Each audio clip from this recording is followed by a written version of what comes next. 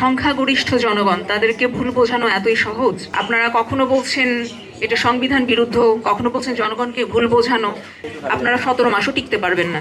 দ্বিতীয়বার যাতে আমাদেরকে কোনো রক্তক্ষয়ী সংগ্রামের ভেতর দিয়ে যেতে না হয়, আজকে আমরা যে কারণে এই গোল টেবিল বৈঠকে উপস্থিত হয়েছি সেটা হচ্ছে আমাদের এই জুলাই পরবর্তী গণভোট বাস্তবায়নের লক্ষ্যে আমাদের করণীয় কি এই বিষয়কে আলোচনা।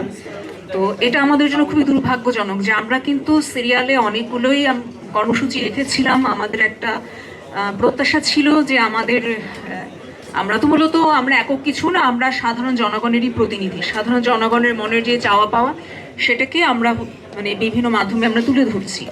তো সেই জায়গা থেকে কিন্তু আমরা এখনো পর্যন্ত আশাব্যঞ্জক কোনো কিছু আমরা দেখতে পাচ্ছি না।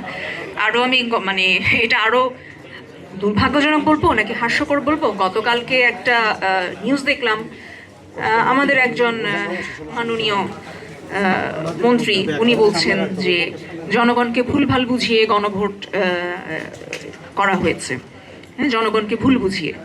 তো এখন বিষয়টা হচ্ছে যে বাংলাদেশের সংখ্যাগরিষ্ঠ জনগণ তাদেরকে ভুল বোঝানো এতই সহজ?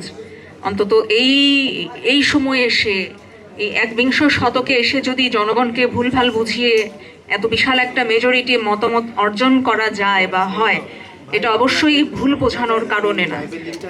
এটা সম্ভব হচ্ছে আমাদের জনগণের ভেতরকার সচেতনতা, তাদের ভেতরের পরিবর্তনের আকাঙ্ক্ষা, সংস্কারের পেছনে তাদের যে একটা প্রত্যাশা, এই সব কিছুর প্রতিফলন হিসেবে এই যে আন্দোলনটা হয়েছে, এটা কিন্তু হয়েছে আমাদের এই নষ্ট যে তন্ত্রটা, আমাদের এই সমাজ ব্যবস্থা, রাষ্ট্র ব্যবস্থা, এটাকে একটা ইতিবাচক পরিবর্তনের লক্ষ্যে।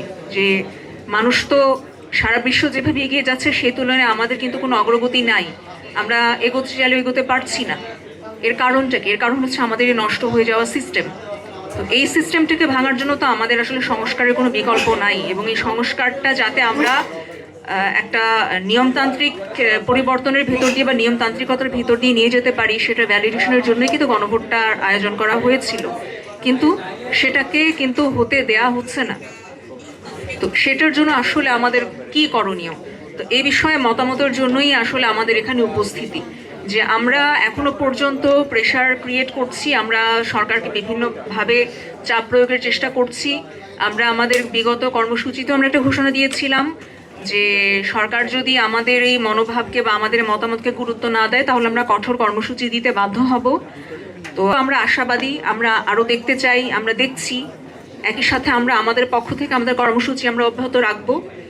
একই সাথে সরকারকেও আমরা আবেদন জানাবো যে দয়া করে আপনারা একটু কনসিডারেট হন, জনগণের মতামতের প্রতি সহানুভূতিশীল হন, এবং এত রকমের ফ্যালাসি, এত রকমের আইনের ফাঁকফোকরগুলি যেমন পিছড়ে বেরিয়ে যাওয়ার পায়তারা করা হয়, আপনারা দয়া করে এরকম পায়তারা করবেন না।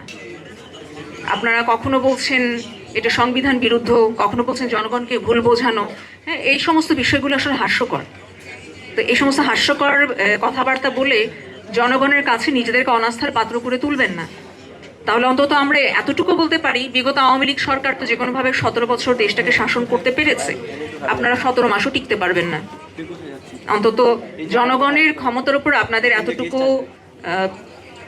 আস্থা থাকা উচিত, বা এতটুকু আপনাদের আন্দাজ থাকা উচিত যে জনগণ যখন সব একত্রিত হয়ে যায় তখন সব খড়কুটোর মতো ভেসে যায়, সেখানে আসলে কেউ সাস্টেইন করতে পারে না। দিন শেষে এটাই সত্যি কথা। তো আমি আবারও আপনাদের প্রতি আহ্বান জানাচ্ছি যে আপনারা এখনো সময় আছে, ইটস নট টু লেট। দ্বিতীয়বার যাতে আমাদেরকে কোনো রক্তক্ষয়ী সংগ্রামের ভেতর দিয়ে যেতে না হয়, সেটা আপনারা দায়িত্বশীল সরকার হিসেবে আশা করব যে আপনারা এই বিষয়টাকে মূল্যায়ন করবেন, সেভাবে আপনারা কাজ করবেন।